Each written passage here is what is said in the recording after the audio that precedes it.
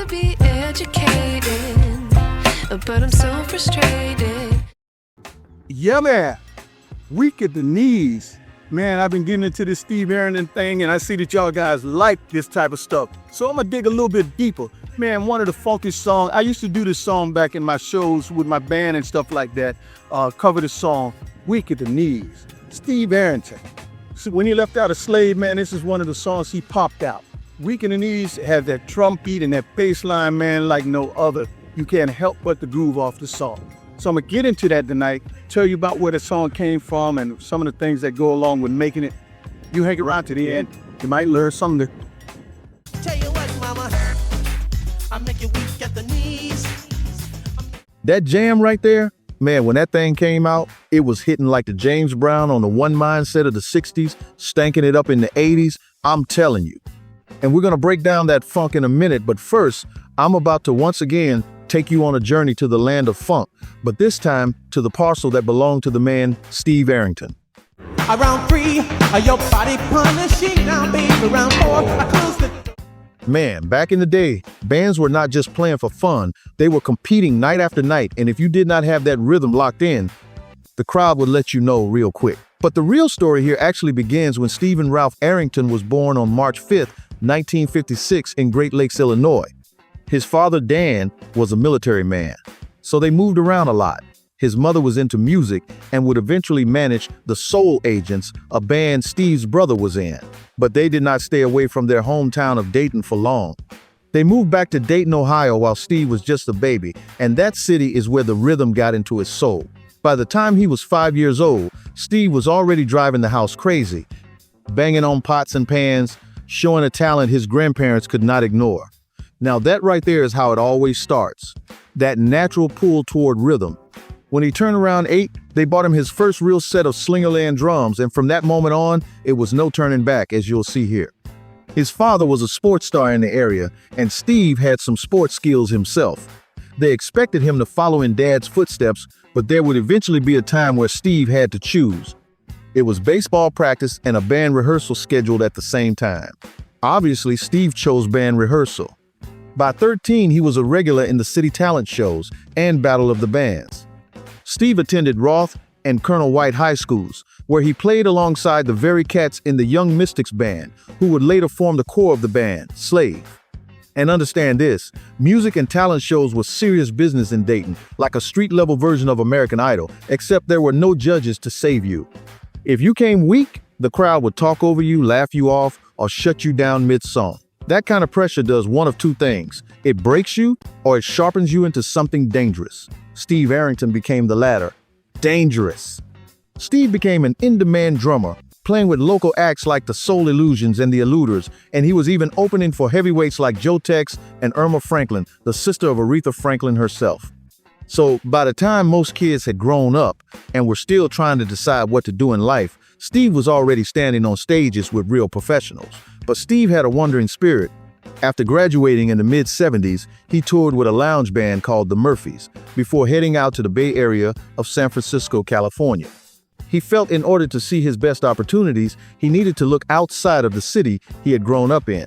And being there only a few months, he was about to see a new beginning. Yeah, this is where the story gets legendary. One day, Steve was riding around town with a friend, and they happened to see and recognize Coke Escovedo, the great percussionist for Santana, standing outside his house watering his lawn as they were passing by. Now, most people would have driven right past that moment, but not Steve. He did not hesitate at a possible opportunity, so he hopped out and introduced himself, telling Coke he was a drummer from Dayton ready to work. He also asked if Coke knew anyone who needed a drummer. Coke turned him onto a friend where he would get an audition, so Steve took full advantage of that opportunity. So yeah, come on out, do this audition. It happened to be at his house. Did the audition, got the gig, and Coke said, you know, I'm feeling what you're doing. I want you to be my drummer as well. So I went from just getting it together to next thing I know, I got this gig with the flute player who opened up for Coke Escovedo. And then I'm playing with Coke Escovedo, and I end up moving in his house, and he decided to take me under his wing and show me this whole salsa Latin thing. Steve did not have a permanent place at the time, so this practical arrangement let him fully immerse himself in the West Coast Latin scene. Here, Steve was absorbing the true language of Latin soul and salsa, timing, discipline, syncopation, and a whole new way of feeling the groove. He even played with a young Sheila E. before she was a household name. He was in the band, he was playing drums. I mean, even though he was a kid, I felt like we were the same age and we were all doing the same thing. And it was an exciting time because music was different then. It was about bands. He was touring with the Salsa West Coast Latin All-Stars alongside Carlos Santana, replacing his idol Billy Cobham on the drums. So he rode that out until it died down and left him looking for his next move. Meanwhile, back home in Dayton, his old friends from their Young Mystics band, who were now Slave, had hit #1 with the song Slide, and had now done 2 more albums. It was around this time that Steve Arrington got the call from Mark Adams. Mark told him Slave was now kind of looking for new percussion and drum players, and he asked Steve if he would be interested. At first, Steve would come in on percussion, adding texture and flavor, while the drummer, Tim Tiny Dozier, held the kit. But Steve's talent and feel were undeniable. And over time, he stepped into the drum seat when Dozier eventually quit, becoming a central force in the band's rhythm and sound.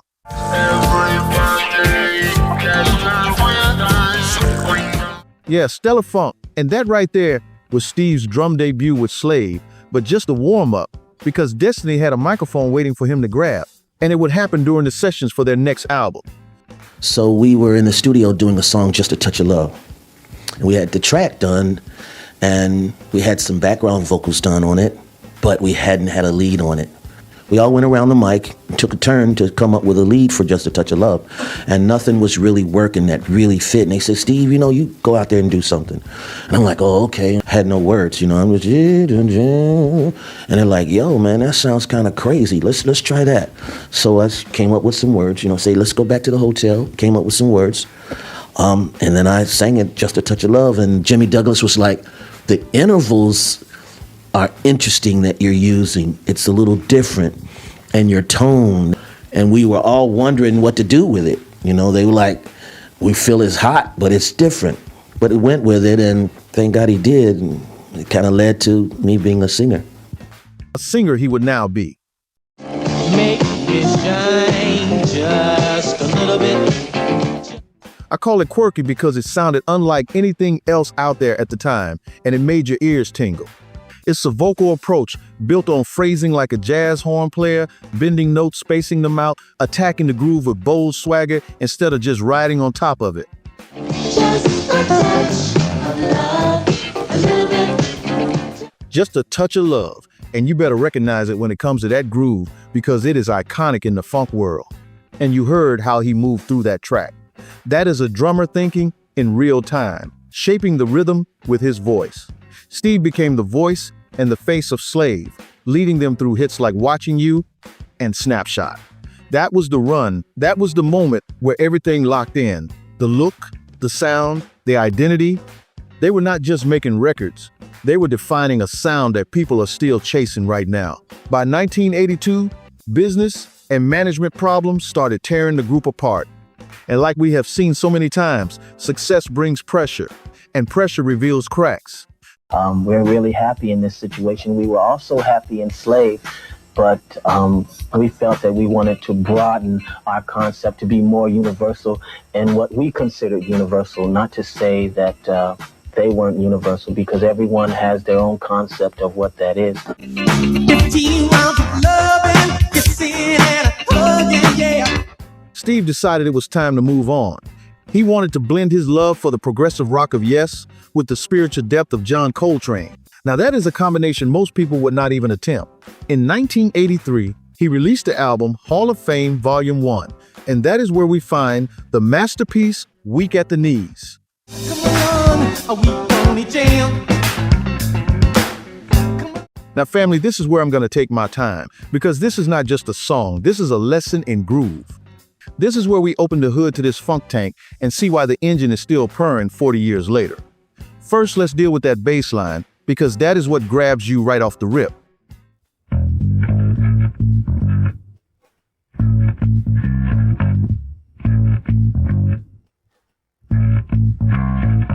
That is Buddy Hankerson, the primary bass man on the boomstick, and he is playing with an authority that makes the walls hum, the windows vibrate, and the ground shake like it's an earthquake in the club.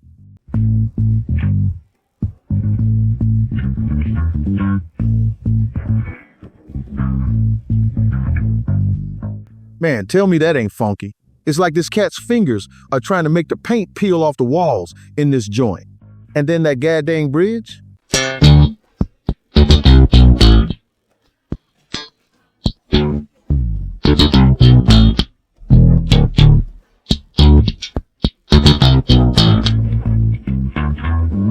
That line is not in a hurry. It is walking, confident, controlled, and it is giving everything else permission to breathe. Now listen to the funk groove on the drums, and know that even though Roger Parker is the one playing, Steve arranged this with a very specific feel.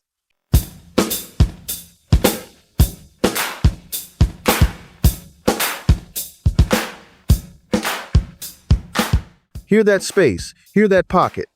Quarter notes on the hi-hat, snare cracking, kick thudding. That's about placement, knowing the crowd just needs a beat to make the body want to move.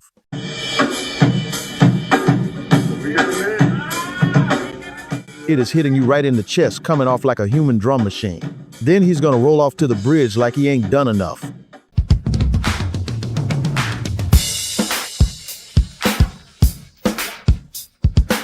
That beat is riding out, and you can see where a lot of modern hip-hop and pop music got the basis for a hot song and beat. Now let's bring in the guitar.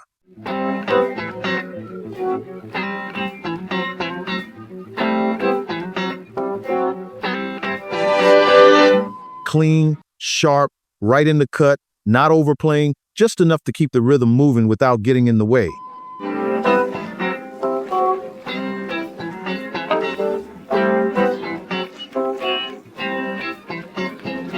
That is the genius of the late Arthur Butch Rames, with some help from Kevin Eubanks, adding a sophisticated, jazz-flavored chrome to that rugged Dayton chassis. And you can hear Charles Carter underneath on the Fender Rhodes, helping the funk live. Hey kids, today's word in funk is find your space and stay out of the way. Eubanks later became the band leader for The Tonight Show with Jay Leno. Let's hit that funky sax solo before we look at what Steve Arrington was laying down on vocals.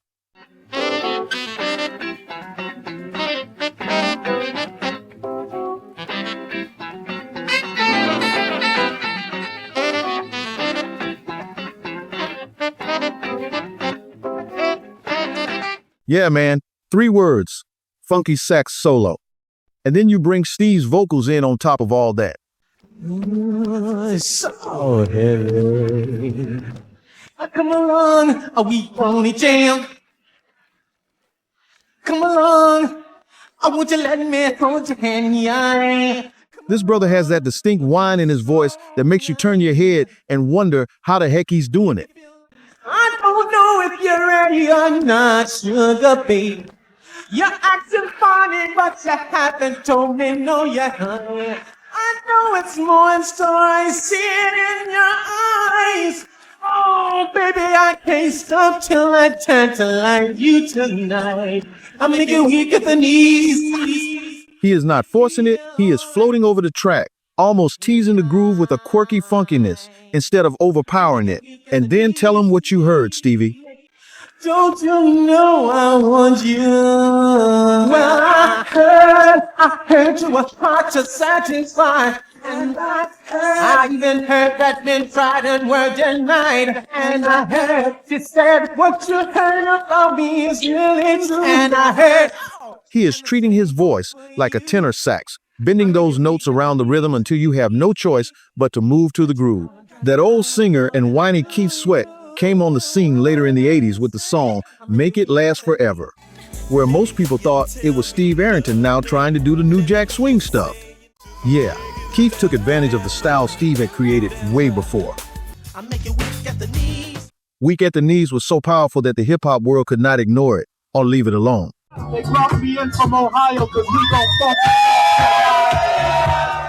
Years later, it would become the backbone for several different artists, including Jermaine Dupri and Jay-Z on Money Ain't a Thing, and even NWA tapped into that energy. When your groove can cross generations like that, you did something right. Steve was on top of the world, following up with the solo smash Dancin' in the Key of Life in 1985, his most successful solo recording. I wake up in the morning thinking. That record had a completely different kind of bounce. More upbeat, more celebratory, showing another side of his creativity. He even earned an NAACP Image Award nomination in 1986. But while the records were spinning, Steve's spirit was searching at the same time. In 1984, he had an epiphany. He was walking down a street in New York City when he saw a man holding a sign that said, "Jesus is coming." Now, most people would keep walking, but something about that moment stopped him. After a deep conversation, Steve received the Lord right there on the sidewalk.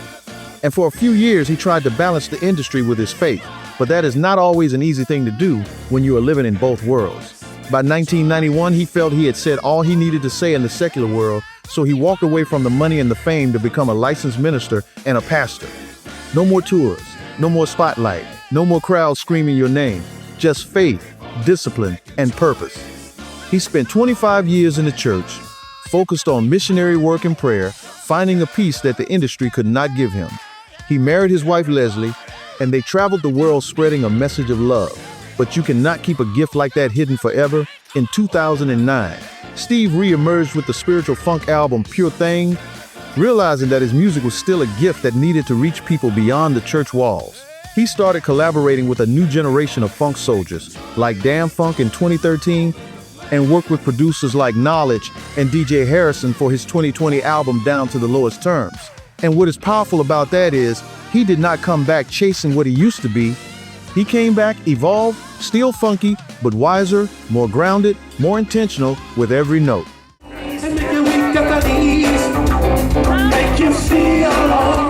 As we look at Steve Arrington today, the man is 70 years old in 2026 and still searching for that next sweet melody.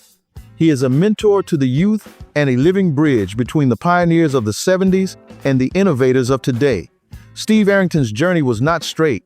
It had turns, pauses, and moments of silence, just like the music he created. But through it all, he stayed true to the rhythm and true to himself. And that right there, family, that is not just success, that is legacy. So yeah, man, Steve Arrington, man, you that quirky voice, you know what I mean? And watching you, and I feel so real, and the whole Hall of Fame thing that he was doing, man, that stuff was deep, man. And if you didn't know anything about it, I hope you learned something new today. There's way much more to it, and I know some of y'all are gonna tell me that in the comment. But the main thing you need to understand that Steve Arrington, had a chance to holler at him back in a few years back. He's a cool dude, and man, he's still rocking. 70-something years old, that dude is still rocking out, you know what I mean? Hey, I hope you appreciate this type of thing on the Music Mindset channel. This is what we do. Check back next time. Thanks.